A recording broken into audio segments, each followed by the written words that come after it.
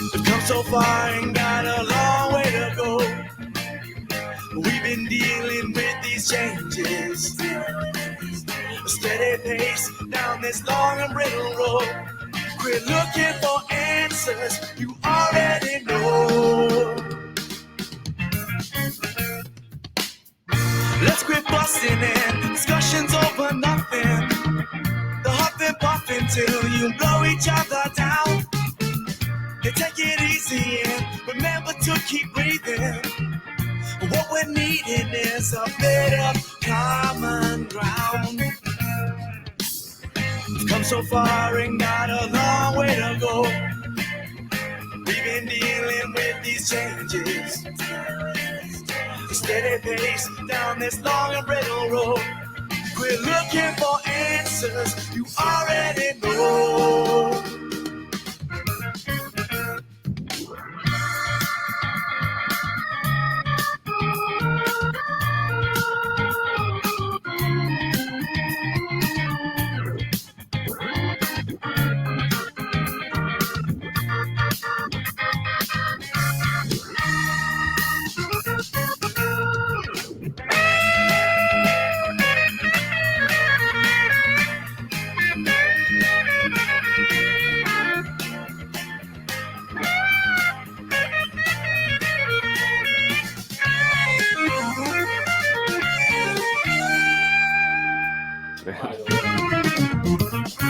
Yeah.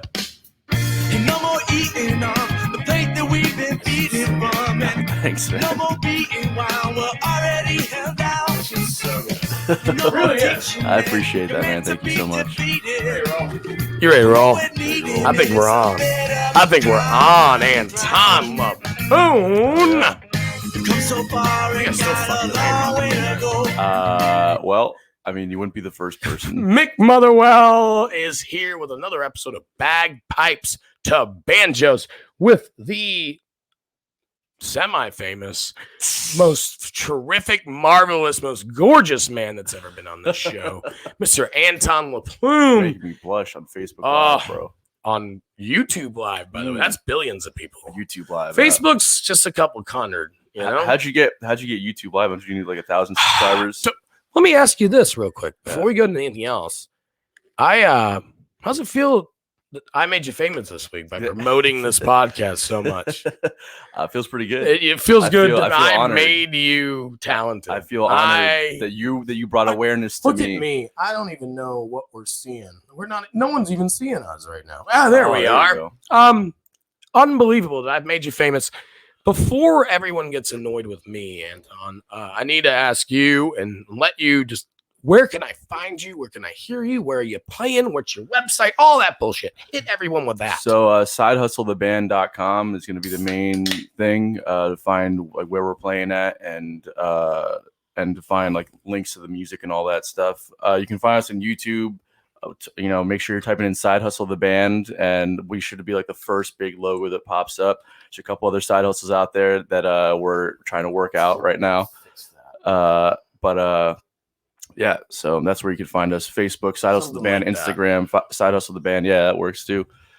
TikTok, Side Hustle the Band, all of it. We're on all the platforms. TikTok. Oh yeah. What do you guys get into on TikTok? I don't know much about it. I just know it's crazy. I really just post like behind the scenes stuff, maybe some like rehearsal stuff or like some like Aaron and I, our drummer Aaron, like we did like a little jam session where he was playing vibraphone and I was playing like acoustic guitar. And so I posted that on TikTok, just shit like that, you know. And so what happens on TikTok? How many fucking followers and likes and shit? We don't have a whole lot. I just know it's nuts. Yeah, it's wild. It's a like wild a 14-year-old just farting makes like 50,000 views. Like, and it like that does happen. happen. Like talent like yours goes unnoticed. Well, yeah. I mean, like there is that, but I also, like I'm pretty proactive on all my platforms about make sure it curates what I want to see. Yeah. So if you do that on TikTok, then you can get like most. I'm really just on there for entertainment's sake. Like it's really like a lot of the shit's really funny. So 100%. Like there's a lot of people the that cringier the funnier. Yeah. So I like that kind of shit. It's Yeah. fun and it kills time for me. And then it's also just a lot of people aren't aware that TikTok did sign a big like $50 billion deal with Sony. for music rights because Jesus. and they're actually paying out artists a lot better than any streaming platform is. So they're paying better like Spotify and, way better. and things like that. Oh, yeah. Like they're all social media platforms are paying bands for better now than the streaming good platforms. guys. For now, let's just say that, but like they're paying the good guys, like they're giving artists a chance, paying them better. Like they're not taking away their rights and their lyrics. Not in this, yeah. I mean, not necessarily. I mean, yeah. I don't think that streaming platforms are doing that either. I just think that social media is better at paying people out. Gotcha. I see what you're saying. Yeah. So I mean, that's why we made the decision to start a TikTok page, and also my own personal TikTok page, which is at Anton Laplume on everything: TikTok, Instagram, all that shit. Anton Laplume is spelt out in all the fucking descriptions of the show and all the advertisements. But it's ANTON LAPLUME. That's it. French as fuck. It is French as fuck. Yeah. French as fuck, right? Oh yeah. Is it originally like? I can't answer that. Something like that. Because you imagine. You imagine? Go ahead. No, you might be right. Well, just could you imagine, like, ladies and gentlemen, live to the stage, Anton. Sounds really suggestive. I hadn't even thought about that. I had all week to think of that joke. Yeah, that's the first time I thought about it. It's a good one. Anton, I always ask people, especially on this show, what's the first thing that got you into it? Like, who inspired you? What inspired? Where were you? We're going to talk about how amazing and what your journey's been. But what started it? Do you know? Like, do you think you know? Oh, yeah. Can you? Totally. Okay, go for it, man. Go. So when I was like, there was like these home videos when I was like 2 years old, and my parents had bought me this little like toy drum kit, and I was playing. I have one behind you if you want to get it out, man. It's up to you. That was probably nicer than the one that I actually had. That's $10, man. That was $10. Yeah. Your poor parents. Yeah. This had like duct tape on the snare. Like it was so beat up. But I remember just playing it, and I was playing along with like a Beatles song, and that was kind of like, I think that I've always had just like an inclination towards music as early as I can remember. My older sister took piano lessons when I was really young, and I was like, oh, I want to take piano lessons too. Yeah. Did you? I did. I took piano lessons when I was 5 years old. At the time I was 11. You would never guess now is I cannot play a lick on the piano. So tough, isn't it? That's the toughest one. That's a hard one, man. Yeah. But my dad's also a musician. He's a bass player. He plays in a band down south called the Levises. And what kind of music does he play? They're a really good like rock band. It's all original music for the most part. And when they do covers, it's a very much their own interpretation of cover tunes. What would you compare their style to, just for like nonchalant? Springsteen, if you, like Bruce Springsteen, like Easter, but I'm like early Springsteen, like right. Like almost like early Steve Miller a little bit, not so jammy. Yeah, definitely not jammy. Yeah. Just I'm just trying to figure it out. Yeah, or like Bryan Adams. Okay, no, understood. Okay, like very similar. Like, in that so he's just okay. So this is all started. These drum kits were just around your house. Yeah. That's what you're telling me. Yeah. Right? So we had like basses, we had guitars. It was just and your around. sister's taking my sister was taking piano lessons. It was just they always had music playing in the background. It was always just on like the Beatles, Zeppelin, Stevie Ray, like all that shit. And and then I think that when I took piano lessons, I hated it. I didn't enjoy it. It's not hard. It's not easy. It wasn't easy. Is that it? Is that why you hated it? I wasn't doing music. I was playing classical music. Sure. Gotcha. And I love, like, now as I've gotten older, I really appreciate it. But at the time, it wasn't like what I was into. And I was also like forced, and it was like a lot of like Hal Leonard, like beginner books where it was just like very like, it was just exercises. It was boring. Sure. I mean, so again, you said it, you appreciate it now, but I can 100% understand where you're at. Yeah. So I didn't want to do it anymore. And so I quit, and I didn't pick up an instrument until I was about 14 again. I started playing guitar. You just chill. You Rory McIlroy wins the Masters, throws his sticks in the closet for 3 years. Yeah.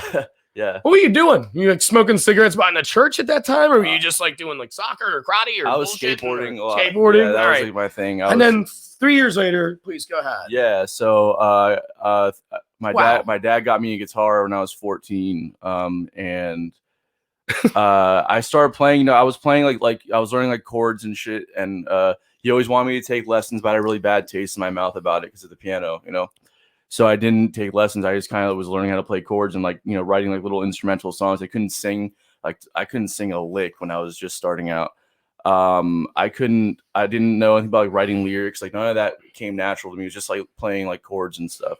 And so then when I was like 15, I kind of got involved with, like a weird crowd. I was doing like a lot of, I got involved with like drugs and all that stuff. So I wasn't really practicing or really taking guitar seriously at all until I met some friends of mine when I was 17, senior year of high school. And they were like much more, still partying and stuff, but also we're like all going to go to college and making good grades and shit, So you can still play guitar and go to college. Yeah. You can still do drugs. And go to Just college. don't be that fucking drug addict. Exactly. Sorry, drug addicts. Most of my listeners are. Yeah. No, and they were also musicians, like they didn't make fun of me for playing music. It was, that's what they wanted to do too. So we jammed and stuff like that. And that's when I started writing music and started, getting involved like my earliest bands and stuff. So there's an insecurity there, right? I have questions written down and bullshit like that, but there's an insecurity that you've mentioned. Just people are making fun of me, like being a kid, right? Yeah. Being 11, and you look, I want my kid to learn piano. That's my biggest regret. Like if you learn piano, I think you can learn everything, right? Like, it makes it a lot easier. There's definitely an insecurity in a part of your life, adolescence anyway, where you're like, I figured out people aren't making fun of me for being artistic or creative, right? And definitely playing music and actually giving it a college try, right? Maybe. And would you say that kind of I don't know what if it inspired it, but would you say that you kind of wish you were a fucking like fuck that I was doing it at 11? Do you know what I mean? Or are you kind of almost glad for like getting in that, I don't want to say dark place, but getting like picked on for it? No, I really wish that I would have committed earlier than when I did, because I think I would have progressed faster. And when I realized that I really wanted to, even though I was like 17 when I first started playing, like in like little bands that weren't really doing anything, but it wasn't even until later where I started actually like taking it seriously as a career. So I do wish that I would have maybe kind of dreamt about it earlier or whatever. Yeah, totally. Or just like not been in a place or hanging out with people that were so unproductive. You started right, and that sucks. We're all product of our environments and things like that. And that does suck, especially when you're a moldable kid. Yeah. Which my kid has Play-Doh mold all over our fucking carpet right now. I'm very sorry to have you over here for that. But like would you say you started writing at that point, or were you doing any kind of writing or journals or anything like that when you were, but like before you kind of found music again? Were you doing any kind of that? Not really, man. Lyrics and that stuff didn't come naturally for me. That was not at all. I think that writing like, maybe like essays and that kind of thing, that always came easy for me. Right. Because if I have time to think about it, makes sense. Yeah. Yeah. If I have time to think about what I'm going to say, I can really like write. I can paint a good picture for you. But when it came to writing lyrics and fitting the small these big ideas into condensed small words, that was very difficult for me. Would you say that like the writing the essays and stuff? Would you say that's kind of your approach to writing like your lyrics or your songs? Not so much, no. Anymore? Did it start that way? Or probably started that way because I would take these ideas from those essays. And you'd say that sucks compared to now? Like not no, sucks, no. But, I've really thought about going back to that approach. Really? Honestly, yeah. Just because I know the comedians use that approach a lot too. Yeah, sure. You write it like your essays. Just write a big story and then try to figure it out. Condense it. Yeah. I do a podcast every Tuesday that some of these people just think is insane, but they keep listening. Yes, there you go. I just offend everybody. I get in fights all the time, but no. So there's a lyric that stood out to me. And I just want to keep asking about your creative process. Sure. But the lyric stood out to me, and I'm gonna make an ass out of it. But it's something like, "You got the peanut butter, but you ain't got no jelly." Yeah, I didn't write that. You better put that grape to work. No, that's not what it is. That's what is it? What is it? You got peanut butter, but no jelly. Got to put that bread to use. Put that bread to use. Yeah. That's it. That's what I was saying. Yeah. I was the same message. I think. I didn't write that. That's a Sean Thomas original. Oh, our bass player. I just okay. Oh, well, I was thinking I don't know who Sean Thomas is. I need to look him up. But it's your bass player. Yeah. What a line. Yeah. And just, that whole song is actually pretty pretty funny. Fantastic and funny. And then without you not writing that line, you play in a band like that and you write music like that. Do you find it hard? Obviously, music's music and demographics are demographics, but you find it hard to, like, in this day and age, to, like, bring that jammy, fucking funky, like, good shit that you're doing. Yeah, I mean, no, I think that there's still very much a culture that wants that kind of stuff. Right. I don't necessarily want to bring that vibe so much anymore. You know, I think that I've heard some of your new stuff, and it's not like that. It's definitely not as jammy. It's much more compositional, you know, and yes, I'll give you that word. Yeah. And that's just, I think that's just Good. more of where my head's at now versus maybe 5 years ago. I was very much like, let's improvise and jam and kind of see what happens. And now I think that I really respect composition. You know, I love Humphreys McGee and like, yeah, and I love those big grand arrangements with improv aspects, you know. But I really like the big arrangements and just like going for it. Maybe that was my question, I guess, because I'm a big Humphreys guy. I'm a big Fish guy, and whether you like him or not, like, I try to tell people, like, some of that's composition. Oh, like, yeah, some of that time. Is just seriously like Beethoven-esque, yeah. And they don't get it. And I'm not hating. So I guess that was maybe I was asking, is like, do you find a hard time like booking gigs or things like that because you guys are a little more outside of the box, like not hitting covers all the time, like you're not fucking doing Freebird and Turn the Page and well shit like that? No, because side hustle is a very different endeavor than what you would do with a bar band, you know, right? So like a side hustle really is only doing festivals and ticketed shows. Sweet. That's what we're gonna get into next. Yeah. So and if you've watched the podcast Bottom of the Bill, I'm very adamant about that distinction. Yeah. Whereas at a bar, we don't play original music at a bar. Right. We did for a long time because it wasn't until later that I learned. You're getting booed off the stage. Yeah, and also because like, you're not playing Rolling Stones. Yeah, and also it doesn't really like that's really, if you're trying to do original music, that's really not the path to do it. You know. Yeah. So it's a good way to make money, but it's not a great way to get yourself out there as an original artist. This is the most pro motherfucker I've ever had on here, and I've had Vaylor Trucks on here, by the way. I love you, Vaylor. But so okay, back to it, man. So you started Side Hustle a few years ago, but the pre-story is man's here from South Florida. Yeah, and was so fucking talented and so good. We're going to skip the 13 to 18-year-old shit. That's just boring, right? Yeah. Because at 18 or so, you fucking took your ass up and went all over the country, all over North America. Not at 18, no. Oh, or whatever age it was. Later, yeah. Go ahead. Tell me that, and then I'm going to ask for a couple stories, but sure. Tell me the gist. So when I was 20, I really should go back a little bit further. Tell the whole thing. When I was 21, I got hired at Sam Ash, which is a music store. That they actually just got one in Jacksonville recently, but it was down in Miami. So I was working there, and it was there when I discovered that I wanted to actually play music for real.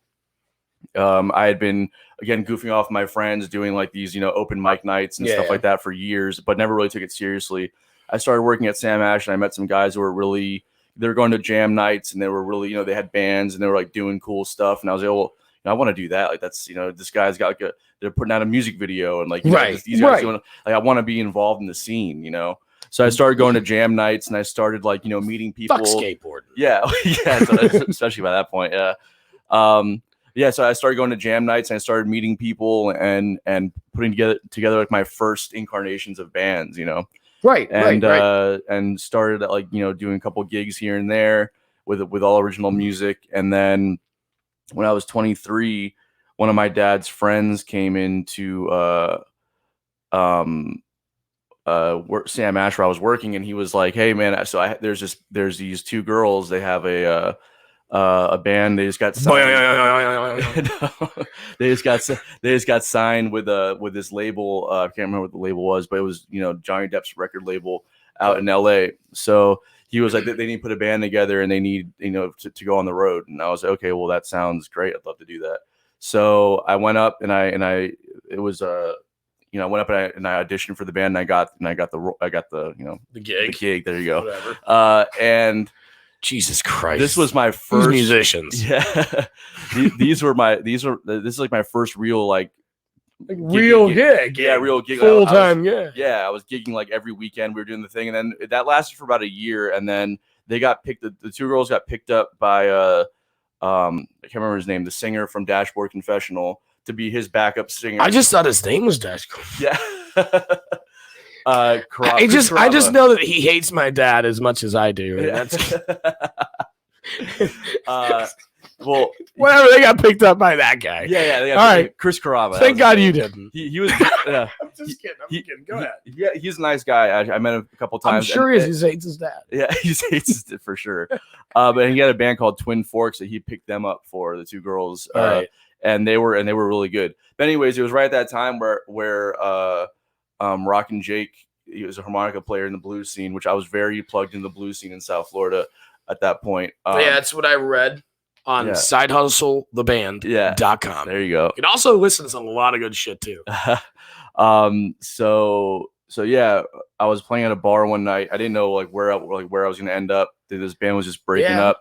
And I was sitting in with some friends of mine, and Rock and Jake walks in. He sees me playing. He's like, "Hey man, I'm going on the road this summer. I need a guitar player." So he knew who you were from? No, he had no idea who I was. Oh, no way. He just walked in and saw me playing. Oh, and was like, sweet. here's a young moldable mind. Let me take this fucking kid. That's crazy. I didn't even think in that way. But yeah, of course, because he was older. You know, yeah, way to go. He was older, and so was the guys, the rest of the guys in his band. Goodness. So he heard me playing. He was like, "Well, this is the way that he kind of approached me. So listen, man. So you can't really play the blues that well, but but I think that if you practice, you could get there. And I need a guitar player this summer to go on the road with me. So, and my guitar player quit. So, are you available?" And I was like, "To go on the road? Fuck yeah!" So, would you say he was desperate, or did you say? Would you say he actually saw something? No, he was desperate. He was desperate. That's what it was. He couldn't have went any other bar in Miami and found someone like better, or maybe more groomed, I guess. Yeah, the thing is, in the blues, less expensive. I was definitely cheap. I was 24 years old, just eager to go. I was like, "You pay me whatever." And so you guys go ahead. Sorry, man. No, that's cool. It's cool. So the blues scene is an interesting scene because it's all very much like older people that don't want to go on the road. So and there's they have to work at Lowe's for fucking 12 hours a day, and they don't make practice, but they'll make 1 gig a month. Yeah, I get it. There's a lot of that. There's also guys that have also just been doing it a long time that don't want to do the bullshit anymore, especially for a lot of Winstons, man. For sure. So anyways, he hired me, and that was pretty much like the next year of my life was basically just going on the road with them. And that was a pretty wild ride. Give me do you have one fun fucking story on top of your head? I've got a lot of fun stories. I'm sure you've got 40, but if you got one that you could just throw at me for like 4 minutes. I don't care how long it lasts, but throw me a good one. There was one we were playing. It was a local gig. We were playing this outdoor festival. A local gig is meaning like down South Florida. Like Hollywood Beach. We were playing at this the band shell down there, and we were backstage, and we were having a couple shots to kind of warm up, whatever. He just kind of sits down. I never do anything like that. Yeah. He just kind of puts his head down. He's like, Anton, man. He's like, you suck. I don't have to go any further. That's the best story ever. I'm just like, I was okay. Well, we're about to go out on a. That's my question. Stage. Who's in front? How many people are in front? Yeah, there's like hundreds of people out there. And I'm just gonna. And he throws at a 23-year-old. Yeah, he just throws that right at me. Did you have long hair then? Oh yeah. Oh yeah. So when did you decide that? Did you decide that when you wouldn't be a skateboarder or a musician? I've had long hair since I was skateboarder. Yeah. 13. Yeah, I'd say 13. Yeah. So I did promote this show by saying that you're the most gorgeous, tremendous looking guy that I've ever had on the show, but you're only compared to like McGowan and like. Aaron Lane and shit. Like that's not on a competition, but his hair is glorious. Anton, so that's it. I mean, you did suck, right? And yeah, I did. I'm not saying that because I don't think you ever sucked, but no, I did. How much pressure? I mean, you're going to like places like correct me if I'm wrong. You're in Canada and shit like that, trying to play, making decent money for a 23-year-old musician. Yeah. Who was living at home, right? No bills. Do you know what I mean? How much pressure? Like, how much better did you get from like day 1 to day 365? I got considerably. I got considerably better as far as this is crazy. Just like my chops were getting better. You know, I don't think that I ever really fully grasped the concept of playing the blues the way that a blues musician would. Because I also like, although I loved it growing up, I also loved a lot of other genres. So it was never like my main focus as far as being a guitar player. Back then, that was their only genre, right? You know. Yeah. In a weird way. Yeah. So, yeah, man, I just I think I definitely got better, but it's really been my experience. I think like I don't know. It's hard to measure. You know, it's hard to say because every year I notice that I get better. You know. So I mean, obviously a student of the fucking game, you know, and all that. I'm always trying to be better. Yeah, I'm always trying to practice and like work out the kinks and stuff, which I still make constant mistakes. But you know, it's all part of it, you know. So, talking about your gorgeous hair and all that, you're the front man of a fucking band, and you're without a doubt, we're talking about flaws and things like that. You're amazingly talented. I think every member of your band's amazingly talented. I've mentioned a couple of lyrics that he didn't write. Yeah. But what an insane thing. What a great band. And look, it just takes one person to hear you, and it takes being famous to get famous and all that bullshit. But you decide to create this fucking band. You've obviously done some solo stuff, some blah, blah, blah. You're the front man of this band. Like, you've created it. How did that come about? You know, like, you know what I mean? Like, oh, yeah. Come on. That's crazy to think about. So it became very clear to me that I was going to need to start my own band if I wanted to do what I wanted to do. Right. You know, which is why I started singing in the first place. I started singing when I was 17 years old. I mean, like, I was taking YouTube lessons and like really trying to figure it out because I could not like hold a note. You know, so it would have been a good question of mine, but yeah. Go ahead. Yeah, you're on YouTube just trying to emulate what they're.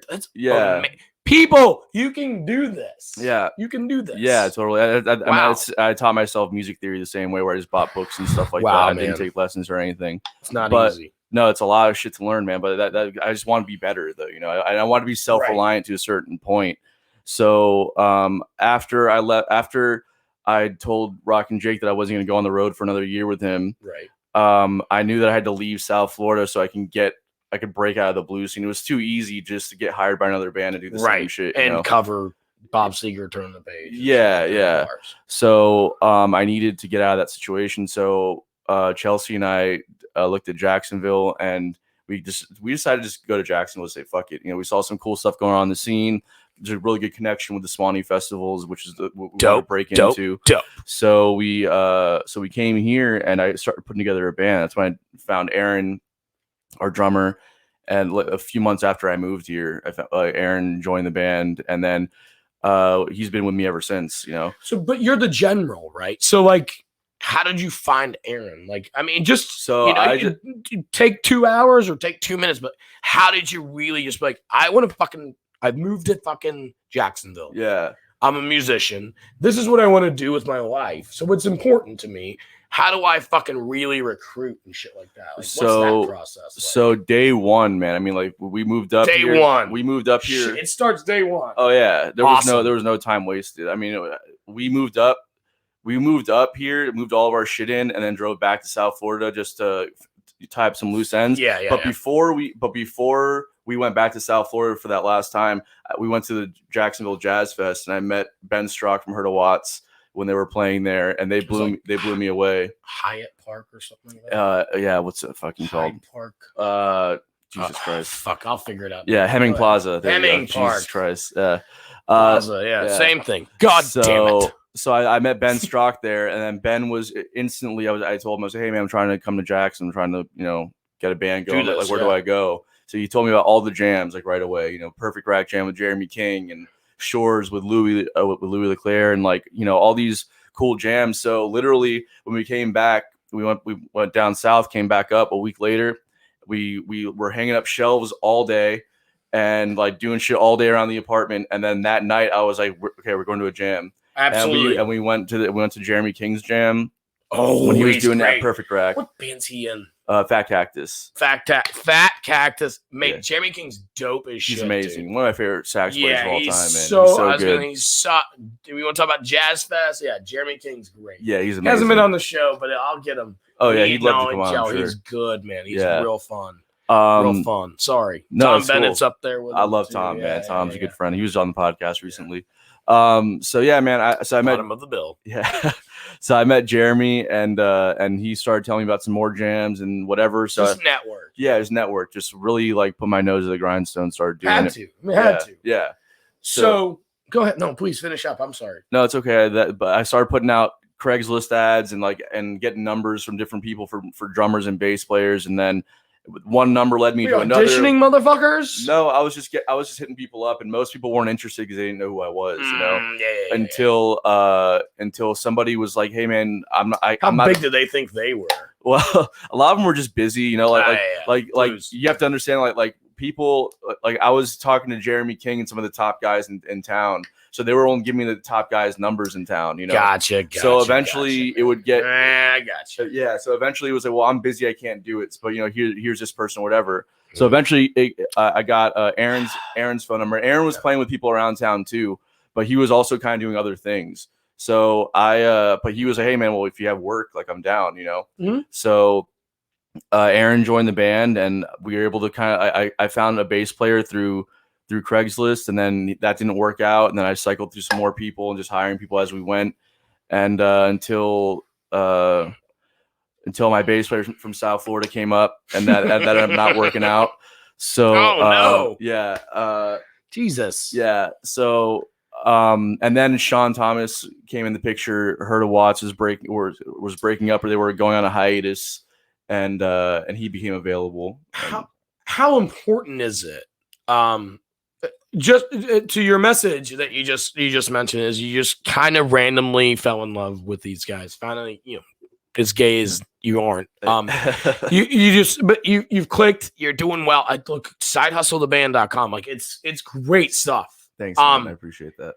But how important is it to have that? Like I know it's random, but you even like I'm gonna say fucked off a roommate, but that didn't work. Like that's someone you liked, trusted, split bills with, and was like, that's still not working out. Yeah. So how important is it to again, be the general? I don't want to say like they're hailing down I know that it's equal parts and all that bullshit, but to just have that energy and that click, it's that back to it. How long did that take? It took a long time, man. I was up here. I think I met Sean in 2017. I think I got it, man. Nice. That was a good catch. I think I might have got it. I didn't. That's pretty fuck me, dude. That's pretty good though. Good effort. Get an A for effort. I think I met Sean in 2017. So that was 2 years after we got into Jacksonville. And then Sean even told me that he didn't want to commit to like a real original band. Right, he just wanted to play, make some money and doing gigs and stuff. And then as we started kind of putting stuff together, he was like, hey man, the original tunes are kind of cool. If you guys need a gig or whatever, if you guys need a bass player for one of those gigs, let me know. And so he kind of started coming on board like that. And then we had a keyboard player that was coming on that Sean was very good friends with. So I think that kind of shit just starts coming together. Yeah. And then right when we started getting to it, we were doing some road dates and stuff. And then the keyboard player said, hey man, I got to leave town for 6 months. I'm out. Jesus. You know what I mean? Like, yeah, it was frustrating, man. Easy, dude. It was frustrating. So he was like, years. but I have 5 years ago. Yeah. He was like, but I have this keyboard player. Their band's kind of breaking up, and that he needs some work, so he can fill in for me while I'm gone. So the keyboard player was Billy Begley from Lucky Costello, who is now our keyboard player. But Billy came in with the same mentality. Billy was just like, hey man, I'm only gonna be around until Max is back, and then then I gotta go because I'm doing I'm going around the country. I'm gonna do my own thing, whatever. So I think maybe 3 or 4 months in, I think he started seeing, we were doing some road dates and stuff. He's kind of started seeing the potential there. Yeah. And he was like, well, maybe I'm gonna stick around and see what happens. So he hit me up one day and said, hey man, just so you know, I'm in, I'm good. Like I'm quitting my fucking job if you need me to. Yeah, he hasn't gone that far yet. Oh, but you know what I mean. Yeah. Good. Yeah, he jumped on board, and so ever since that was also 2017. So right. So since then we've been this unit and just kind of working towards this thing. You guys are doing well as far as I think the journey goes. Like, I think, what did they say? It's like 700 hours to perfection or something. 10,000 hours. 10,000 hours, 7,000. I don't know if 700. It's definitely not 700. Yeah, I wish it was 700. I'm perfect at my job, man. But yeah, like so you're on your way. But I think what I'm saying, it kind of restarts when you get all four together, so it starts over. You guys are doing great things. I think you sound great. People need to hear it. And back to the lyric, I was saying, like, all it takes is one person. I think of just more people appreciated that instead of dollar, billion dollar bullshit. And I'm not hating on genres. I'm just hating on genres. You know what I mean? It's just fucking annoying to hear things like that you guys are putting out that's available on Spotify and YouTube and things like that, that it's not fair in a weird way, because you guys are close to fucking great.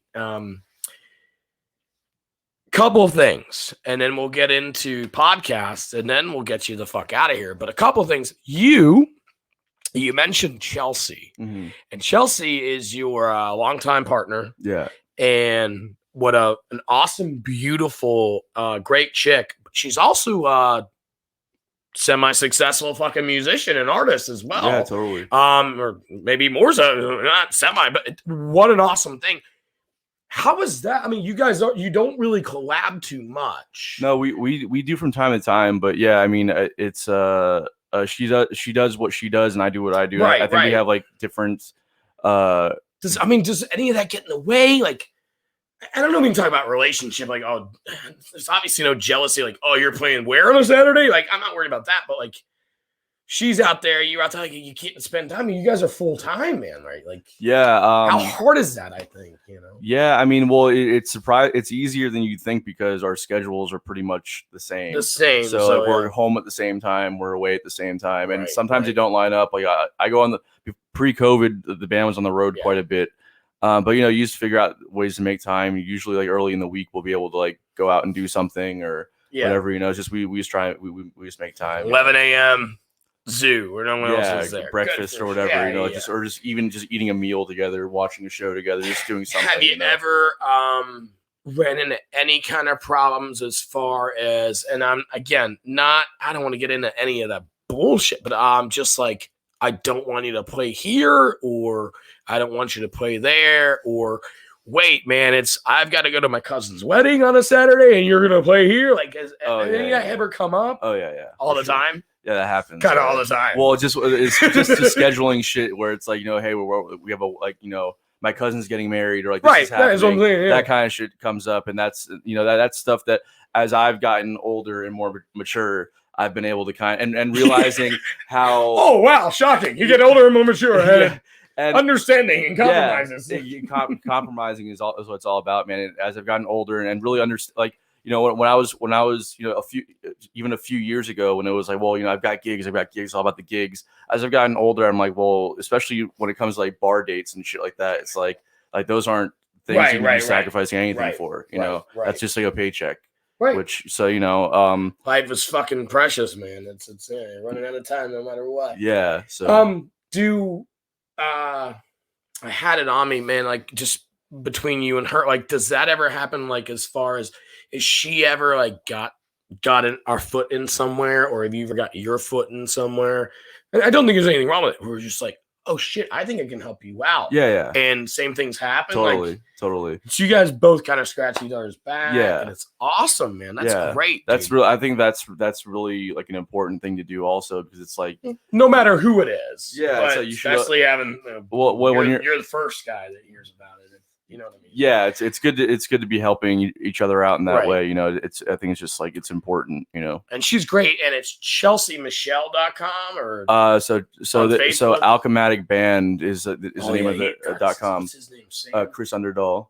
That guy, he's so funny. Yeah, he's so good. He's great, man. He's a talented fucking singer and song player. I don't know if it's songwriter, but he's really got great voice, and he does the Willie, not the Willie Nelson, the goddamn Willie Armstrong thing. Yeah. And it's funny and it's great. I mean, he's talented, but he also is got a everything else he does is fantastic. Yeah, he's a great player too. And Chelsea's fantastic. Him and Chelsea have a great partnership, and they do like a good writing thing together. And so their band is Alchematic, the band or Alchematic Band. Alchematic. Yeah, Alchematic. Can you spell it out loud? Yeah, so ALCHEMATIC.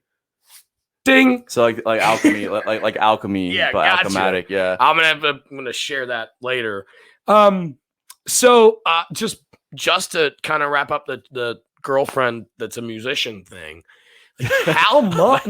How much do you guys like sit at home and just jam? Like I Hardly imagine ever. that if I was not ever, Hardly hardly ever. ever. Because I imagine like that would be just like I'm sitting on my fucking watching 90 Day Fiance with my wife, and I'm just on my phone, and she's on her phone, and my kid's just fucking around. it's basically the same thing without the kid. Yeah, But you're not on the fucking guitar. Like I No, fucking would just. Oh, I was imagining you guys would be using that and be like, "Oh shit!" Like, No. Oh man, no way. No, I was just because like we're both working so break. much. It's break. Yeah, so it won't like at least like when it's we're fucking together, sweet as shit. it's at least for me it's just easier to like just not to worry about work shit, you know. But not to say that we don't jam. Like we do. Like they did a live stream for her birthday, and I did a couple tunes with them, and special occasion. Though. Yeah, stuff like that. So you guys don't sit around and try to like. No, because if you don't walk into the room when you've got a thought and go, "Hey Chelsea, while you're bullshitting on your iPad, I've got a lick. Can you come play with me?" That never happens. not really, just because mostly do like you not think that would be cool? No, yeah, it'd be cool. It'd be cool. It's just one of those things where it's like if I like when I write something, it's got to be for the band because I also don't like I'm not constantly writing. That, you know, I like writing for me is like I have to sit down and do it most of the time. So when I'm working it out, it's like okay, well this has to go to the band, otherwise you know it's like you know that's the main thing. And she's the same way with her stuff. Like if she has an idea, it's got to be usually with her band, you know. So it's a project, man, and you were obviously a talent. You understood that you toured the country, you toured Canada. You're talented as you. You know, Jimmy Page was a session musician for a long time too. Yeah. Look, it's All right, dude. I was trying to stroke your ego a little bit, man. Yeah. I just compared you to Jimmy Page. Chill out. Yeah. But no, like so. Then you're in the band again. I'm saying you're the general. I'm not taking anything away from anyone else that listens or the band. I'm just saying you're putting together this band. It's great. You guys are connecting. There's a bond. You guys are doing great. Talk how important that was. But like you just said, everything's about the band. Everything's about the band. Like, what do you guys do now? You've connected. Like you've done it. Like, what's the next step? What's the dream, and how are you getting there? So the next step for us at the moment is we're gonna be releasing a record this summer. I can't say any dates just yet. That's fine. You keep nothing. But I have 1,000 listeners from they don't care. Yeah. But go ahead. You got a record coming out. Yeah. And I'm shutting my mouth. So we've been working on that for the last year. We're gonna be putting like some tour dates around that as well. And I think that the ultimate goal, man, is just to grow it to the point where we can be like this can be like everybody's full-time thing, you know, we can, and that's my goal. Yeah. Like, doing this. So just make it give me $50,000 to start out. We'll figure it out from there. Yeah. That makes sense. Yeah. It's like, we want to be, we want to create like a culture within the music, to it's like full-time. And it's not about money. I'm just comparing full-time to but full time also like in a way where it's like I play music full time now, but I don't like doing bar dates. You know what I mean? But like what ultimately what we want to do is like create a culture within the music. So it's like you see bands like Umphreys or Fish or the Grateful Dead, and it's like that's wow, that's the dream, man. Yeah, that's the dream. Yeah, you want to create that culture. You want your music to have that kind of an impact on people. You know, Anton. I actually am gonna shut my mouth. It's very hard for me to do that sometimes, but I'm gonna let you. I really need to know. That is the best fucking answer I've ever had on this show. It's the best answer I've ever had and anywhere ever when I've asked even a fellow comedian, or definitely a musician or an artist, what's the dream? And you just said it, and I want you to elaborate on that for any ignorant person that's listening. That was the best fucking answer I've ever. No, seriously, that was fucking beautiful. And that's exactly what the fucking dream needs to be. Yeah. And I want you to say that again and elaborate on it. And I'm going to fucking turn that mic. I appreciate that. No, so just basically like the dream is to create a culture within the music, so you have like you have bands, you have like the Beatles, and you have, the Grateful Dead, Fish, and bands like that, where there's an entire world that exists within this thing that all surrounds the music. I would love our music to have that kind of an impact on the world, and to be able to create that kind of following around that impact. All right, so I'm coming back in. I don't think it's wrong one bit. Do you not think that you're putting immense pressure on yourself with that kind of? I mean, you got that kind of answer. I mean, you got to dream, man. You got to dream. Yeah, you're not going to win the fucking belt if you're not in the ring with the champ. Exactly. I just think I mean that, man. I try to be comical, and that's what people like about it. They hate you. Yeah. Yeah, but, I'm not the most likable person. That is the most. Bagpipes and Banjos definitely does have a different. They know the difference, and thank you guys for listening later, because I think we've had like 3 people live tops. But yeah, I'll check Cyber later. But no, what an answer! And I can't believe that's an artist, right? Is that what an artist this man is? Like, no, but seriously, that's what you gotta. That is highest I've ever heard anyone aim. I really mean that, man. Like, it's blown my. I have a couple more questions about what's the dream and what would you buy and things like that.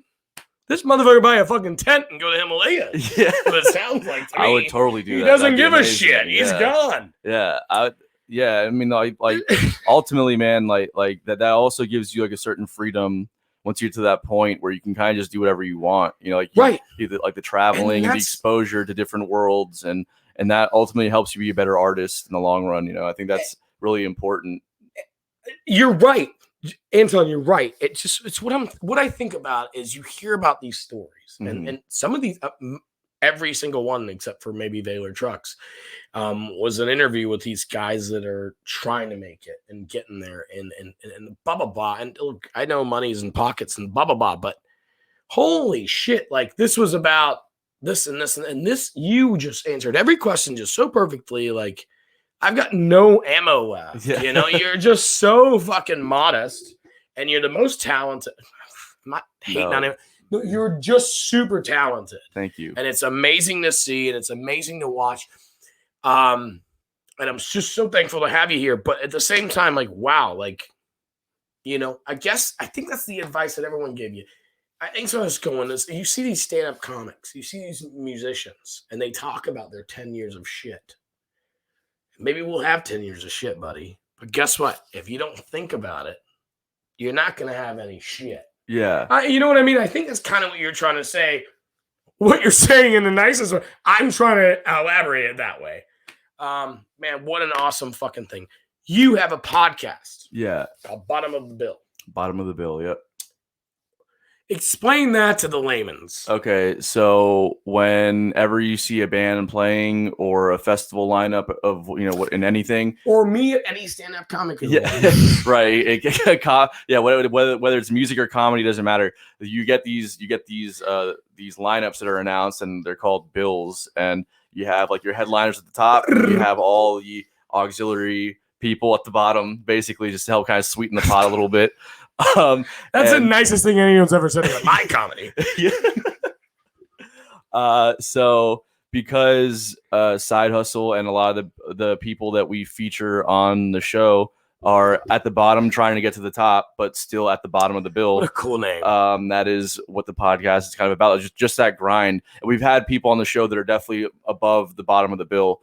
But absolutely. You guys have had a lot of people on there that are, owners of establishments, venues, and just amazing management. Check out Bottom of the Bill podcast. Seriously, swear to God, please check that out. It's on Spotify. It's on YouTube. It's on Facebook. Apple. Check out Apple, Google. Check out Bottom of the Bill podcast. It's fantastic. It really, really is. I like listening to it. Thanks, man. No, seriously. I got into podcasts about 2 years ago when 3 years ago, I started commuting. And it's nice to hear local ones, good ones. Bottom of the Bill is fantastic. Anton showed up here thinking I might have been as professional as he was, and he's in for it. No, I love it, man. He's shitting himself in my studio. But no, seriously, it's great stuff. So you have a podcast. What inspired you to do that? Just So Billy and I we talked about it for a while before, we'd be on the road and stuff and just killing time and just talking about starting a podcast. Him and I have a very you'd had a natural podcast right there if you just let everything record in the van. Doesn't that suck? People don't need to hear that shit. Maybe they do. Maybe they do. Yeah. Well, Billy and I have a very interesting back and forth. If on the surface we seem like we don't like each other, and we seem like we're like a married couple that's been together for like 50 years. Well, they don't like each other. They don't like each other anymore. Putting up with each other. That's basic. Billy and I kind of came out the gate with that relationship. I don't know what it was. It's just Well, what a connection. Though. Yeah, they don't say opposites attract, but they do. Yeah, totally. It does work. Totally. And I was like, man, I think that our dynamic would work well in a podcast format, but just. It's kind of funny, but it's also like we can talk about the industry from a very real perspective, right?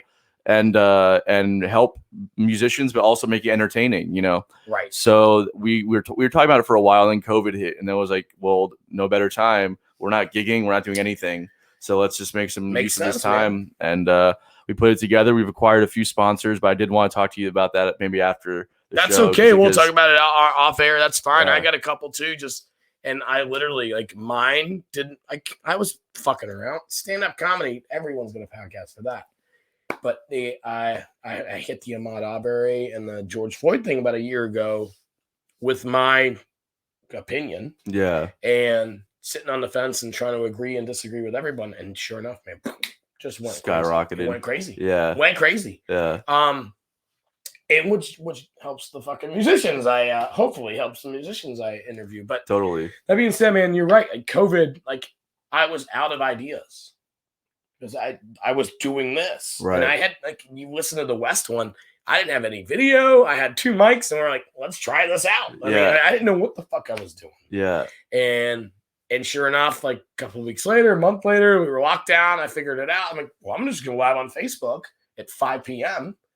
Sure enough, I had 100 people that wanted to be out in the bar at 5 p.m. but had to hang out with me. Right. It was amazing, dude. It worked out, and that's it, man. It's just about connection and networking and putting your fucking self out there. Totally. Again, I made you famous this week. You did. I'm a super sharer. Nobody knew who I was. Billions of people all around the world. Billions of people are now, they might not follow you or like you. That's up to them. Yeah. We can't judge them. Yeah. Back to it. So you started a podcast. You did all this shit. You were saying earlier, just in general, where I asked people about the goals and the dreams. What are you doing? What are you doing next? What's in the works if you want to share it, if you don't want to share it. But if you get there, excluding a house and your mom's house and all that shit in a car, or maybe a car's fine.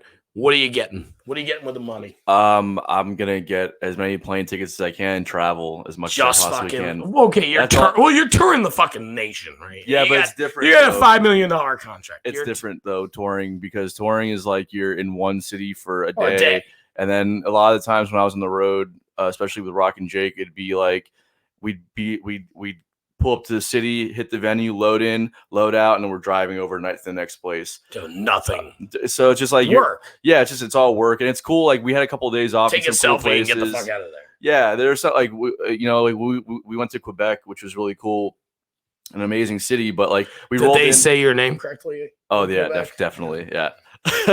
I made myself laugh on that. Yeah, that's a good one. It wasn't. It was really racist. Yeah.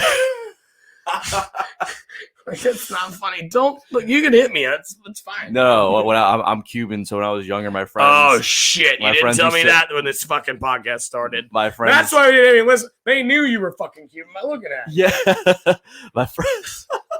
My grandfather was a part of the Bay of Pigs. Oh, he was. Which, by the way, failed. So yeah, you can't be offended. No, that was because good. He didn't actually kill any Cubans. So they failed. They failed miserably. Yeah. Fuck, yeah, it's my grandpa. Air Force. I didn't know he was Cuban, guys. I wouldn't have had him on. I'm so sorry. I'm so sorry. Yeah, He's French too. Yeah, I'm the worst. You like them fries? You like them fucking fries? You shut the fuck up. Go ahead. Where the fuck were you? You were telling a cool story. I was in Quebec. Quebec. Right. And thank God. Thank God he doesn't smoke. His short-term memory is way better than yours. So you're in Quebec. Yeah, Quebec. Yeah. So we rolled playing in music in Quebec, Canada. Yeah, Quebec. Listen, City, people, this motherfucker's from goddamn Hollywood, Florida. Yeah. So we rolled in there like around 6 o'clock in the morning, and then the bass player and I were just like, okay, well, we got one day here, so we're gonna spend the entire day. We're just gonna go all around the city, which was an amazing time. And we played that night, and the next morning we were gone. So it's a lot of stuff like that. I want to go and like travel and like really hang out somewhere. Sure. That's what you're doing with your money. That's what I'm so you're going to tour for that year where we give you the contract, and you're going to take a year off and just fucking go. I'll take a couple months off. I don't want to take a year off. I can't do a year off. I'd go fucking crazy. Understood. I'd go absolutely. I took the last 2 days off just because I've been like overworked like crazy. And that happens, man. And I feel like the most unproductive piece of shit in the world. For 2 days. For 2 days. I'll tell you, I do it one day at work. Like even like some of this shit. One day off, you just feel, even if it's your deserved day off. Yeah, you just feel bad. You deserve it. It's a day. 3 o'clock hits, and you're like, you almost feel hungover. Yeah, exactly. Like, what did I do all day? Yeah. I just took my day to myself. It sucks, man. Yeah. So that's how hard you work. That's how hard you've been working for so long. Again, man, you told me the dream is to obviously that's the total dream. You told me what's next is just to have someone hear you. What could you tell somebody that? So the two things I always end on, and then we're gonna wrap this up because I'm just stupid. No, Anton's just not that fucking entertaining. But seriously, the two things I always end on as I give you two questions, and then we wrap it up in another question. But you told me the money would be traveling. Let me ask you this first. Where's the first place you'd go there? So before I ask the two questions, this isn't one of them. Okay. Where would you go first? Man, I really want to go first. Like you, Chelsea, money, don't worry about shit. That's where we're going on Monday. I mean, I think the answer, like there's the a gun to your stereotypical. head, dude. Where are you going first? We're probably going to Cuba, honestly. Cuba, which perfect. By the way, extent. I was sorry about making fun of that. No, not at all. Fuck yeah, that's beautiful. No, I think that gorgeous down there. I know Chelsea really wants to go to Ireland to go. That's her background. Yeah.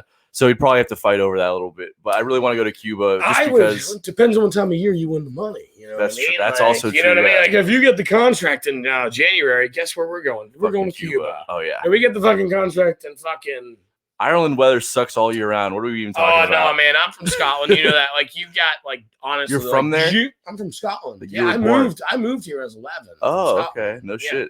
All my listeners. He's never listened to a fucking. That's not podcast. true. I listened to 2 of them today. I listened to 3 of his today. By the way, no, seriously. That's why I call Bagpipes Banjos. Anyway, no, seriously. But Ireland's great, and Scotland's great. But yeah, definitely great. But I'll tell you right now, like June to September is fucking it. But what's October to May? Yeah. Dark at 6 o'clock. Really? Oh, actually, dark at 3 o'clock most of those months. Oh. But like 6 o'clock is it's disgusting. It's Alaska, dude. It's fucked. Yeah. But summer, it's like beautiful. It's beautiful. It's like till 4 a.m. Yeah. And then the sun sets, and then 6 a.m. sun rises. It's crazy. That's wild. It is crazy. I'd love to see that though. It is wild, man. It's like Alaska. Yeah. Get there. Go to Ireland, but go in the right time. I definitely would love to. So that'd be the first place you go is Cuba. Yeah. I think that's non-Cuban people's list. Yeah. Do you know what I mean? Like, yeah, why not? Dominican Republic, DR, yeah, all that area, it would be a good place to go. I just said Mediterranean. Yeah, you did. I almost did, and I didn't. But I want to let people know that I almost said Mediterranean Sea, which is where Greece and Italy are, not Cuba and the Dominican. That is where the Arctic Ocean is. Yeah. So. The two questions I was asked. Best piece of advice you've ever been given pertaining to like music and your music career. I mean, it could be anything. And You know what I mean? But how you've taken it. Yeah. It's hard to say, man. Sure. Give me 7 of them, dude. I don't care.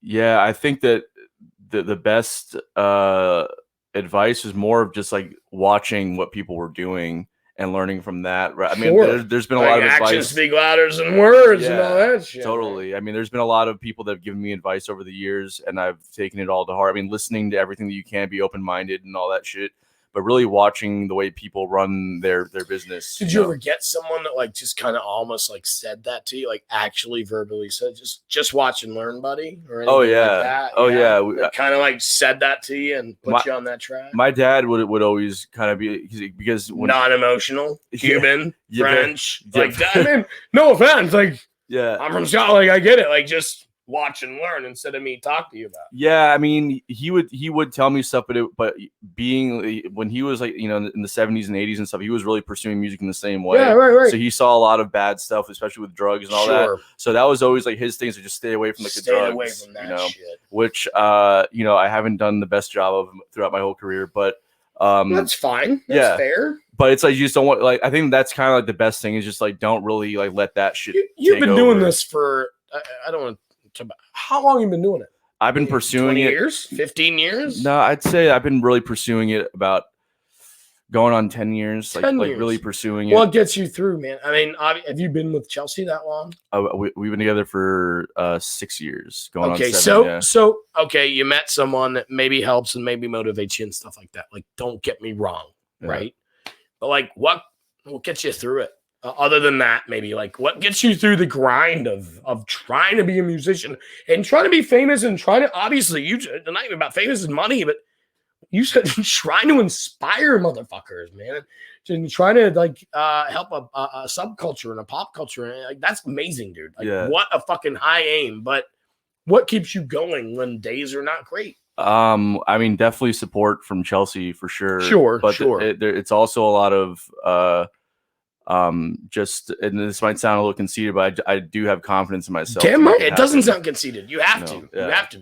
So I think that really that plays into it. Where I mean, there's a lot of days where I doubt the whole thing, you know. But I think that I think that I look at other like some of my idols. I'm sure they all had doubt too at some point, you know. That's literally when I interview you guys, and I see you guys like musicians. But I've had a couple on here, and you're definitely one of them. I say a few on here that really are doing it right and are making money and using this as full time. And they're hot. You're not working. You're doing your goddamn thing, man. And so you're one of them. And I've had a few on here, and that's what I ask these people, and that's why I ask. And again, you've given a few great answers, but that's another one is. You've got confidence and you can believe, and no one says it enough. Right. You even prefaced it with, I don't want to sound conceited. No. Like, if you're a soccer player, you wouldn't be judged for saying, I think I'm great. Right. If you're a football player, you're saying, oh yeah, man, I'm the best. I know I'm going to catch it. Sells tickets. But you are sitting there going, I don't want to sound conceited.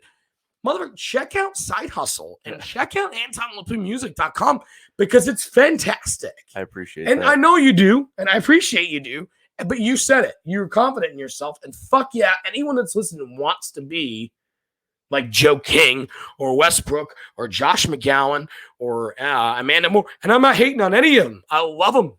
But anyone wants to be like fucking Anton Laplume, believe in yourself and get there. And put that shit out. And a month or so from now, Spotify is going to have your album on there. Am I right? Yeah, you'll at least have some singles on there for sure. Goddamn right. Spotify's going to be releasing your shit. That's right. And you write all that?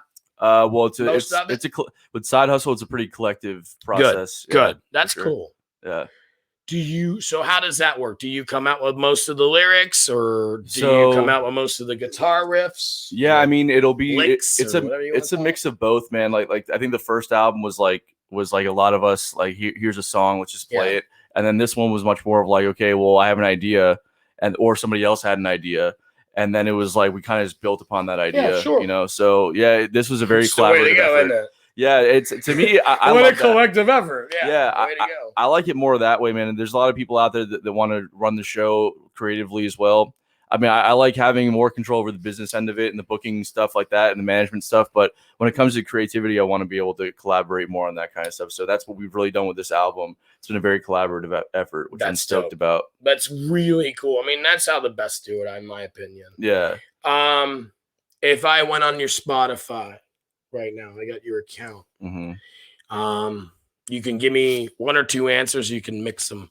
Top 5 played or top 5 best. Like, what do you got? What's on your Spotify? So right now, I'm really Mark Lethierry just released a new record. He's a guitar player from Snarky Puppy, for those who don't know. And it's called a Deep Baritone Sessions Volume 2, and it's fucking insane. So you're just like, seriously, just a student every fucking day. You like, when you listen to shit, it's not so much. It's not definitely not Justin Bieber or anything, but it's like you're kind of just I love listening pop to learn. I love pop music. The Dua Lipa album released last year. I'm stoked on that. It's amazing. So I mean, production's amazing. The whole question's based on this answer, like based on you going crazy and telling me all about it.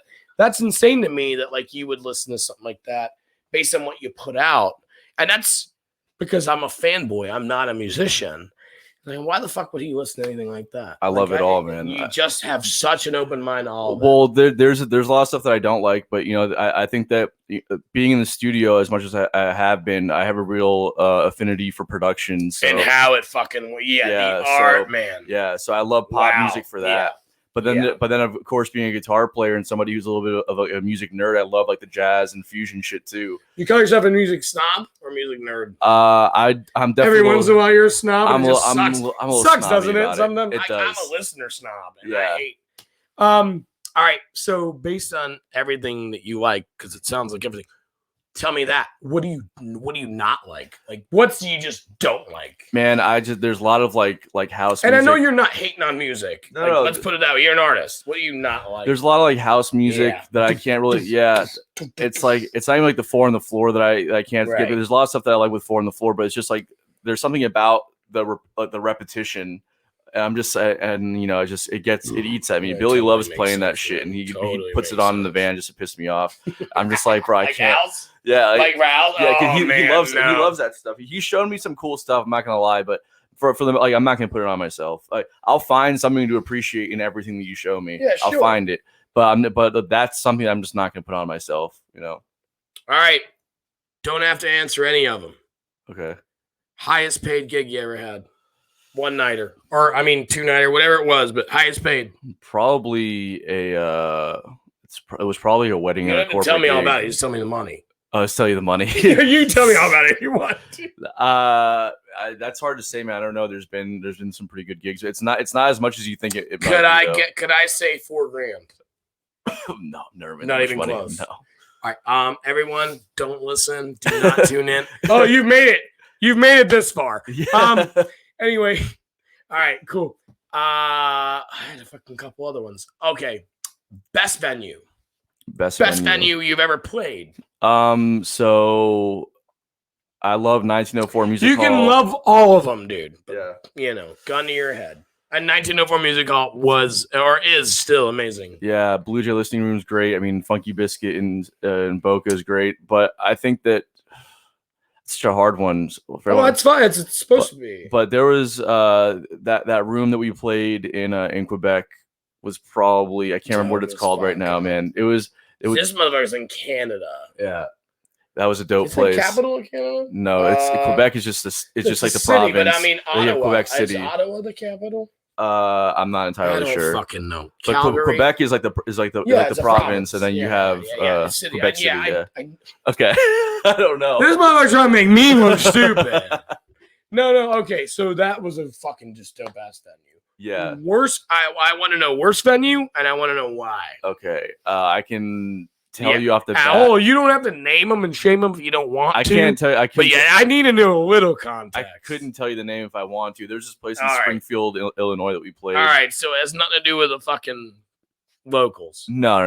Right. It was. I mean, it was just. I mean, in that place it did because it was just a really shitty dive bar, like in the middle of nowhere. Which is a good place to play every once in a while. A good place to hang out. But let me hear that story. Sorry. I don't really remember. I just remember just hating the place. It's just like it's one of those things like piss and shit. yeah, it's just really grimy and like just there's a similar place here in Jack's, not here, but like in Jack's, it's called 727 Lounge, I think. Don't tell me about it. I forgot what it's called, but we played. Sounds like shit. It's a fun spot, but it's very divey. Do you have anything on the top of your head, like a good, fun, shitty, to make someone laugh story from the road?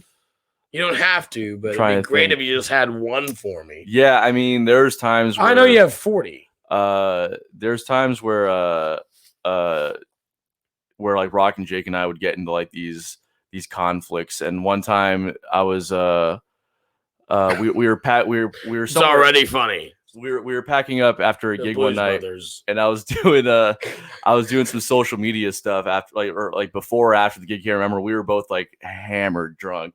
And he like comes at me and starts like fucking yelling at me about some shit about how I'm not like packing up or whatever. Meanwhile, he's taking shots with the venue owner. And you're doing your thing to fucking share your shit. Yeah, and exactly. Make money. He fucking goes off on me, and we just like literally come to almost like fighting. Yeah, they're like pulling us back or whatever, and then he just turns out to be handbags. Yeah.